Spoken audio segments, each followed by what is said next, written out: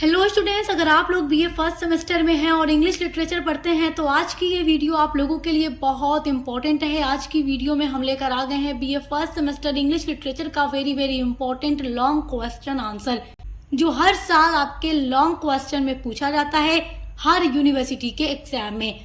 आपका क्वेश्चन है discuss Charles Lamb as an autobiographical essayist, और यही क्वेश्चन इस तरीके से भी पूछ सकता है write a note on Lamb as an essayist. देखो, चार्ल्स लैम्ब का एस्से आपके सिलेबस में दिया गया है ड्रीम चिल्ड्रेन।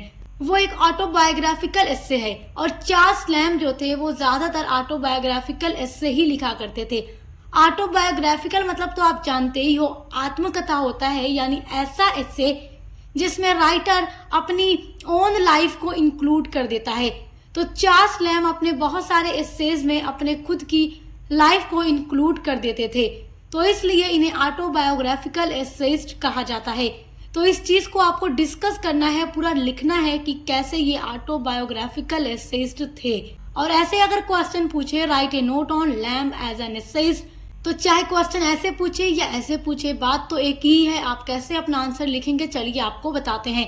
इसी इंपॉर्टेंट क्वेश्चन को आज की वीडियो में हम डिस्कस करेंगे, और ऐसे ही जितने भी अदर राइटर्स और अदर जितना भी लॉन्ग क्वेश्चन आंसर है हम उस पर सेपरेट वीडियो लेकर के आ रहे हैं, तो आप विजिट करके जरूर देखिएगा। सबसे पहले आप लोग हेडिंग डालेंगे Lamb as an autobiographical essayist. Charles Lamb belong to a poor family suffering from a heinous disease. Charles Lamb belong मतलब इनका संबंध था या ये जुड़े हुए थे ए पुअर फैमिली, एक गरीब परिवार से, यानी चार्ल्स लैम्ब जिस परिवार में पैदा हुए थे वो फैमिली काफी ज्यादा पुअर थी, गरीब थी। Suffering from a heinous disease, suffering मतलब झेल रहे थे या कष्ट था, या आप कह सकते हैं कि ये सफर कर रहे थे, दुख झेल रहे थे। ए हीनियस डिसीज, हीनियस मतलब होता है, देखो हीनियस डिसीज का मतलब होता है कि कुछ ऐसी बीमारियां इनको लगी हुई थी जो काफी ज्यादा खतरनाक थी, जानलेवा थी। तो इस तरीके की बीमारियां इनको लगी हुई थी। और आप इनकी सिस्टर मैरी लैम्ब के बारे में भी जानते हैं, वो भी मतलब थोड़ा मेंटल स्टेबिलिटी उनकी सिस्टर की भी ठीक नहीं थी। तो मतलब इनकी फैमिली में किसी न किसी को अक्सर कोई ना कोई डिसीज हुआ रहता था भयानक तरीके का। तो इन सब चीजों को वो अपने लाइफ में सफर कर रहे थे, झेल रहे थे।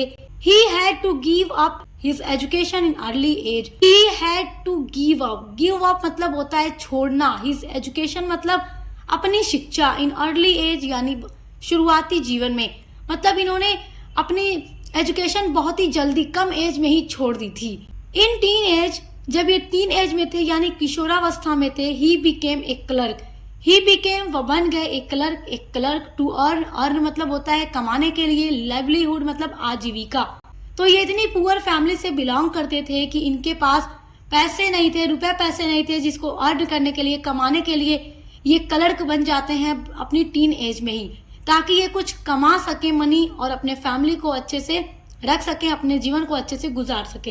इवन इन स्कूल, इवन मतलब होता है यहाँ तक कि, इन स्कूल यानी स्कूल में, he had no money to pay for fees. He had no money, उनके पास मनी नहीं थी, टू पे करने के लिए, चुकाने के लिए, फॉर फीस स्कूल की फीस। तो देखिए ये इतने पुअर फैमिली से थे कि इनके पास स्कूल की फीस जमा करने के भी पैसे नहीं थे। Therefore, इसीलिए, therefore मतलब इसीलिए होता है, he had to do physical work as a compensation for his fees। इसीलिए he had to do, उन्होंने किया physical work यानी शारीरिक कार्य, as a compensation, compensation मतलब होता है मुआवजे के रूप में, for his fees, अपनी फीस को जमा करने के लिए इनके पास पैसे नहीं थे, तो उन्होंने फिजिकल वर्क किया, काम किया फीस के मुआवजे के रूप में, ताकि फीस नहीं दे सकते तो उसके बदले काम किया इन्होंने। When he tries to come out of his gloom, when he tries जब उन्होंने कोशिश की, to come मतलब बाहर आने की, out, to come out मतलब बाहर आने की, of his gloom, gloom मतलब देखिए होता है अंधेरा कह सकते हैं, या उदासी कह सकते हैं, परेशानी कह सकते हैं, तो gloom का मतलब वही होता है। तो इन्होंने जब भी कोशिश की अपने ग्लूम यानी दुख या दर्द से बाहर आने की, he creates humour, he creates मतलब उन्होंने बनाया, ह्यूमर यानी हास्य व्यंग, हास्य व्यंग हिंदी में कहते हैं ह्यूमर को। अब ये होता क्या है, तो देखो ये एक राइटर थे और जब भी ये बहुत परेशान हो जाते थे, सैड हो जाते थे, तो ये कुछ ना कुछ ऐसा लिखते थे जिससे कि इन्हें थोड़ा हंसी आ सके, अपने दर्द को भूल सकें और हंस सकें। ही इज राइटली कॉल्ड, इसीलिए वो कहे जाते हैं ए प्रिंस, एक राजकुमार, एमंग मतलब बीच में, इंग्लिश एसेइस्ट, जितने भी इंग्लिश एसेइस्ट हैं, जितने भी आप लोग इंग्लिश एसेइस्ट का नाम जानते हैं, उनमें से चार्ल्स लैम्ब प्रिंस जाने जाते हैं इंग्लिश एस्से के। He had no specific style than the pathos and humor of his own life. He had no specific style. उनके पास नहीं है specific style than the pathos and humor. मतलब इनके पास केवल pathos and humor he style है जिसका use करके वो अपने एसेस को लिखा करते थे। उससे हटकर कोई भी स्पेसिफिक स्टाइल यानी शैली इनके पास नहीं थी। तो इनके पास केवल जो पैथोस और ह्यूमर था लिखने के लिए एस्से को, वो उनकी खुद की लाइफ का था। मतलब अगर वो कुछ लिखते थे, कोई एस्से भी लिखते थे, तो वो ऑटोबायोग्राफिक फॉर्म में ही लिख देते थे, अपनी लाइफ की परेशानियों को यानी पैथोस को, दर्द को, दुख को बयां कर देते थे, या कोई हंसी मजाक वाली बात होती थी उसको भी लिख डालते थे अपने एस्से के अंदर। तो जब भी आप इनके एस्सेस को पढ़ेंगे तो आप चाहे इनके पैथोस को देखेंगे, इनकी उदासी को देखेंगे या इनके ह्यूमर को देखेंगे, ये अपनी ही लाइफ के बारे में बताते हैं, इसीलिए ये ऑटोबायोग्राफिकल एसेइस्ट के नाम से फेमस हैं। मोर और less every author is autobiographic in his description. More मतलब होता है ज्यादा और लेस मतलब होता है कम। तो मोर और लेस कम या ज्यादा, एवरी ऑथर जितने भी राइटर होते हैं, इज ऑटोबायोग्राफिक आत्मकथात्मक होते हैं इन हिज डिस्क्रिप्शन अपने डिस्क्रिप्शन में। डिस्क्रिप्शन का मतलब हो जाएगा यहाँ पर अपने वर्णन में। वर्णन का मतलब कह लीजिए एसेज में, या जो भी लिख रहा है राइटर। देखो एक राइटर एस्से भी लिख सकता है, ड्रामा भी लिख सकता है, प्रोज लिख सकता है, कुछ भी लिख सकता है। तो अगर ऑटोबायोग्राफिक चीजें आपको मिलेंगी तो वो एस्से के फॉर्म में, प्रोज की फॉर्म में आपको मिलेंगी। तो जब भी कोई राइटर कुछ लिखते हैं तो उसमें वो कहीं ना कहीं थोड़ा थोड़ा ऑटोबायोग्राफिक हो जाते हैं। Charles Lamb is autobiographic in double way, लेकिन जो चार्ल्स लैम्ब है ये डबल वे में ऑटोबायोग्राफिक है, यानी चाहे ये कोई भी एस्से लिखते हो उसमें अपनी लाइफ को इंक्लूड जरूर करते हैं। During the writing of his essay, during मतलब दौरान, द राइटिंग मतलब लिखने के, ऑफ हिज एस्से मतलब उनके एस्से को। तो हर राइटर कम या ज्यादा अपने डिस्क्रिप्शन में, अपनी राइटिंग में ऑटोबायोग्राफिक होता है, लेकिन चार्ल्स लैम्ब अपने एस्से राइटिंग में डबल वे में ऑटोबायोग्राफिक हो जाते हैं और अपनी लाइफ की प्रॉब्लम्स को, हर एक चीज को वो अपने एस्से में लिख डालते हैं। और जब रीडर पढ़ता है तो रीडर भी काफी सैड होता है। आप लोगों ने इनका एस्से ड्रीम चिल्ड्रेन पढ़ा है। ड्रीम चिल्ड्रेन में ये सपना देखते हैं और इनके सपने में बच्चे आते हैं, एक बेटी और एक बेटा। बेटा का नाम जॉन है, बेटी का नाम एलिस है। अब ये बच्चे उनके रियल लाइफ के नहीं हैं क्योंकि इनकी शादी नहीं हुई, इनके बच्चे नहीं हैं, लेकिन ये सपना देखते हैं कि उनके बेटी और बेटा हैं, और इनकी वाइफ भी थी जो कि अब इस दुनिया में नहीं है। वो कुछ ऐसा सपना देखते हैं और अभी इनका सपना ये देख ही रहे थे और इनको अच्छा ही लग रहा था जब तक इनके बच्चे धुंधले होने लगे और इनका सपना टूट गया, इनकी आंखें खुल गई। तो इस एस्से को पढ़कर पता चलता है कि इनके कितने सारे इंटेंशन थे अपने चिल्ड्रेन को लेकर के, अपनी वाइफ को लेकर के, अपनी फैमिली को लेकर के, लेकिन वो सब अधूरे रह गए। तो ये सारी चीजें हमें उनके एस्से ड्रीम चिल्ड्रेन से पता चलती है। अब आगे देखिए, there is no essay in which he does not through light on his personal mood. There is no essay, यहाँ कोई भी एस्से नहीं है इन विच जिसमें ही डज नॉट, इन्होंने नहीं किया हो, थ्रू लाइट। थ्रू लाइट का मतलब प्रकाश डालना या लिखना, ऑन हिज पर्सनल मूड, अपने पर्सनल मूड को। तो चार्ल्स लैम्ब का ऐसा कोई भी एस्से नहीं है जिसमें उन्होंने अपनी पर्सनल लाइफ के बारे में ना बताया हो। हर एस्से में वो अपनी पर्सनल लाइफ को शामिल जरूर करते हैं। ही सेड दैट, उन्होंने कहा कि I was a hypochondriac lad. उन्होंने अपने को कहा कि वो हाइपोकॉन्ड्रिक लैड थे। लैड मतलब बालक या बच्चा होता है। देखो हाइपोकॉन्ड्रिक का मतलब यहाँ पर ये हो जाएगा कि देखो इन्होंने बहुत सारी सफर किया अपने लाइफ में, कष्ट झेले, तकलीफें झेली, तो ये अपने को हाइपोकॉन्ड्रिक लैड कहते हैं। देयरफॉर, इसीलिए Lamb is ever pathetic in the description of his essays. इसीलिए चार्ल्स लैम्ब अपने हर एस्से में हमेशा पैथेटिक होते हैं, यानी इनके एस्सेज को पढ़कर इन पर दया आती है, सिंपैथी होती है इनके साथ, क्योंकि ये अपने एस्से में अपनी लाइफ को इस तरीके से एक्सप्लेन करते हैं कि रीडर को पढ़कर लगता है कि वाकई ये कितने ज़्यादा तकलीफ में हैं, कितने ज़्यादा अलोन हैं अपने लाइफ में, कितने अकेले हैं, कितनी प्रॉब्लम्स हैं। It may be dream children, और इनका जो एस्से ड्रीम चिल्ड्रेन है ये इस बारे में ही हमें बताता है। और ड्रीम चिल्ड्रन के अलावा भी बहुत सारे एसेज उन्होंने लिखे हैं जिसमें वो अपने पर्सनल मूड के बारे में ही बताते हैं।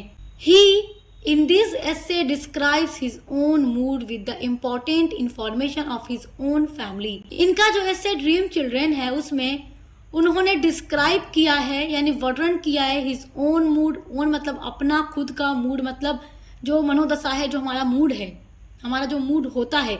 तो इस एस्से में उन्होंने अपने खुद के मूड के बारे में एक्सप्लेन किया है with the important information of his own family. Important information मतलब महत्वपूर्ण सूचना ऑफ हिज ओन फैमिली, अपनी खुद की फैमिली के बारे में दी है। एंड लाइफ, तो इन्होंने इस एस्से में अपनी ओन फैमिली, ओन मूड और अपनी पर्सनल इंफॉर्मेशन भी इस एस्से में बताई है। He conceals the name of the characters and uses imaginative names. He conceals वो छा लेता है। देखो conceal मतलब छुपाना भी होता है और छा लेता। तो he conceals वो conceal करते हैं the name नामों को of the characters के, and uses और वो use करते हैं imaginative name जो कल्पनाशील नेम होते हैं, imaginative name use करते हैं अपने essays के अंदर। His biography may be well understood through his essays. His biography जो चार्ल्स लैम की बायोग्राफी है यानी इनकी बायोग्राफी, इनकी जीवनी जो है मे बी वेल अंडरस्टूड, शायद बहुत अच्छे से समझ आ जाती है थ्रू हीज एसेज, इनके एस्से के माध्यम से। अगर हम इनके सारे एस्सेज को पढ़ लें तो इनके एस्से को अगर आप पढ़ लेंगे तो इनकी लाइफ के बारे में आपको पूरी इंफॉर्मेशन मिल जाएगी, क्योंकि इन्होंने अपने हर एस्से में अपनी पर्सनल लाइफ को शामिल जरूर किया है। किसी में अपनी फैमिली के बारे में, किसी में वाइफ, बच्चे के बारे में। अब ड्रीम चिल्ड्रन एस्से में ही आप देख सकते हो सपने में बच्चे आ गए जबकि रियलिटी में नहीं थे। तो इस तरीके से अपनी दादी माँ के बारे में, भाई के बारे में बताते हैं अपने इस ड्रीम चिल्ड्रन एस्से में। अपने उन बच्चों को सपने में बताते हैं कि मेरा एक भाई था, उसकी डेथ कैसे हो गई थी, वो कितना हैंडसम था, जवान था। मेरी एक दादी थी जिनका नाम था ग्रेट ग्रैंड मदर, जिनका नाम फील्ड था, वो बहुत ही रिलीजियस लेडी थी। तो अपने ख्वाब में आए बच्चों को वो अपनी पूरी लाइफ सुनाते हैं और फिर धीरे धीरे वो बच्चे धुंधले होने लगते हैं और इनकी आंखें खुल जाती हैं और इनका सपना वहीं से अधूरा रह जाता है, टूट जाता है। तो देखिए इनका ये एस्से यही तो बताता है कि अपने लाइफ में कितने ज़्यादा अकेले हैं। तो इनके एस्सेज को अगर हम पढ़ लें तो इनकी बायोग्राफी के बारे में हमें बहुत अच्छे से पता चल जाएगा। His different essays are different experiences. यहाँ पर देखो एस्सेज लिखा है, ठीक है। हीज डिफरेंट एस्सेज, इनके जो अलग अलग एस्से हैं, आर हिज डिफरेंट एक्सपीरियंसेस। तो इनके हर अलग अलग एस्से में इनका हमें अलग अलग एक्सपीरियंस देखने को मिलता है। ही नरेट्स हिज स्कूल लाइफ, ये नरेट करते हैं, बताते हैं अपने एस्से में स्कूल लाइफ के बारे में, बॉयहुड, अपने बचपन के बारे में, अपने बॉयहुड के बारे में।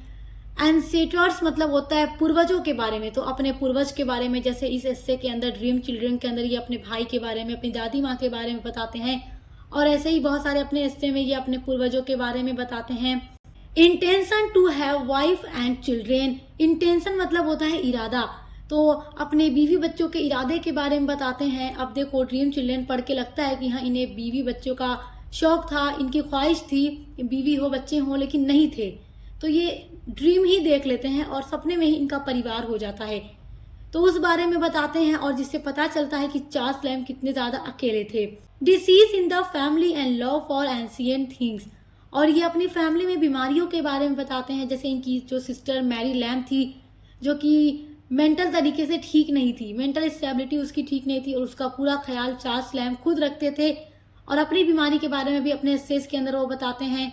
And love for ancient things, प्यार के बारे में बताते हैं और जो पुरानी चीज़ें होती हैं उनसे प्यार कैसा होता है, उन सब चीज़ों के बारे में ये अपने एस्सेज के अंदर बताते हैं। तो देखिए ये बात साफ जाहिर होती है, अच्छे से पता चलती है कि चार्ल्स लैम जो थे वो ऑटोबायोग्राफिकल एस्सेइस्ट ही थे, क्योंकि ये अपने हर एस्से में, चाहे कोई भी एस्से ये लिखा करते थे, उसमें अपनी पर्सनल लाइफ को जरूर शामिल करते थे। तो ये क्वेश्चन आपके लिए बहुत इंपॉर्टेंट है और इसका आंसर बहुत ही इजी वर्ड्स में हमने आपके लिए तैयार किया है ताकि आप इजीली लर्न करके आंसर अपना एग्जाम में लिख सकें। और ऐसे ही जितने भी इंपॉर्टेंट क्वेश्चन आंसर हैं हम लगातार सभी पर वीडियोस अपलोड कर रहे हैं, चाहे शॉर्ट क्वेश्चन हो या लॉन्ग क्वेश्चन हो। और हर एक सब्जेक्ट की क्लासेस आपको मिलेंगी, मॉडल पेपर की वीडियोस मिलेंगी। फूड न्यूट्रिशन एंड हाइजीन जो कि आपका को करिकुलर पेपर है उसकी भी पूरी प्लेलिस्ट चैनल पे हमारे बनी हुई है, तो देखकर अच्छे से तैयारी करते रहिए। बेस्ट ऑफ लक, हम मिलते हैं अगली वीडियो के साथ।